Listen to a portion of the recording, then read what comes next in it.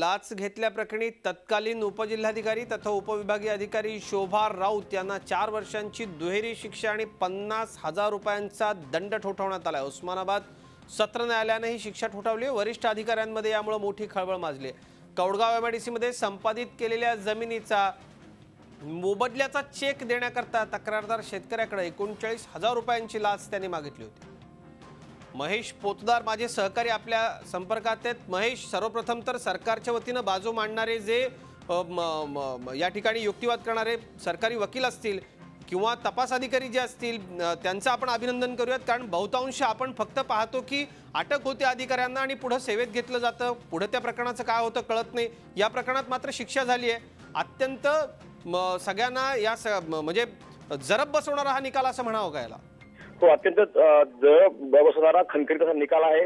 तत्कालीन अँटी करप्शनच्या ज्या पोलीस अधीक्षक मॅडम होत्या अश्विनी भोसले मॅडम यांच्या पथकाने कारवाई केली होती। उस्मानाबाद शहरात असलेल्या कौडगाव एमआयडीसी मध्ये ज्या जमिनीत संपादन झालं होतं एमआयडीसी साठी, त्या संपादित जमिनीमधल्या झाडांचं, विहिरींची किंवा इतर काही जो मोबदला द्यायचा असतो त्यासाठी संबंधित चेक देण्यासाठी या उपजिल्हाधिकारी तथा तत्कालीन संपादन अधिकारी शोभा राऊत यांनी संबंधित शेतकऱ्याकडून 39,000 रुपयाची लाच घेतली होती आणि अश्विनी भोसले नावाच्या या एका अधिकाऱ्यांनी ही कारवाई केली होती आणि त्यानंतर रंगे हात पकडलं देखील होतं। त्यानंतर त्यांच्या उस्मानाबादच्या निवासस्थान असेल, त्याचं परभणीमध्ये निवासस्थान असेल, दोन्ही ठिकाणी छापे मारले होते आणि या अनुषंगानं ही मोठी कारवाई त्यावेळी केली होती आणि एक उपजिल्हाधिकारी अधिकारी याच्यामध्ये सापडला होता आणि एकूणच तपास केलेल्या प्रकरणातून सरकारी अधिकाऱ्यांनी, सरकारी वकिलांनी केलेले प्रयत्न त्यातून मोठी शिक्षा आलेली आहे। आणि अजून त्यात विशेष महत्त्वाची बाब म्हणजे एका कलमामध्ये 4 वर्ष शिक्षा दिलेली आहे आणि दुसऱ्या कलमानुसार 4 वर्ष शिक्षा दिलेली आहे। अशी एकंदरीत 4 आणि 4 8 वर्षाची अशी एकत्रित शिक्षा भोगायची आहे, दुहेरी शिक्षा आलेली आहे आणि हा एक मोठा खणखणीत इशारा आहे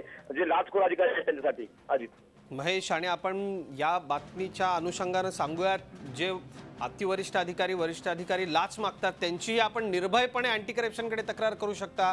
कृपया कुणीही अधिकाऱ्यांना पैसे मागितले तर ते देऊ नका। लाचलुचपत प्रतिबंधक विभागाकडे जा, कुठलाही त्रास तुम्हाला होत नाही, सरकार योग्य रीतीने खटला चालवते आणि अशा वरिष्ठ अधिकाऱ्यालाही शिक्षा होते हे आपण पाहू शकता। त्यामुळे भ्रष्टाचाराला बळी पडू नका, या अधिकाऱ्यांच्या मागणीला आपण बळी पडू नका। या भ्रष्ट अधिकाऱ्यांकरता अत्यंत सज्जड इशारा असा माननीय न्यायालयाने दिलाय। माननीय न्यायालयाचे आभार, धन्यवाद। झी 24 तास रहा एक पाऊल पुढे।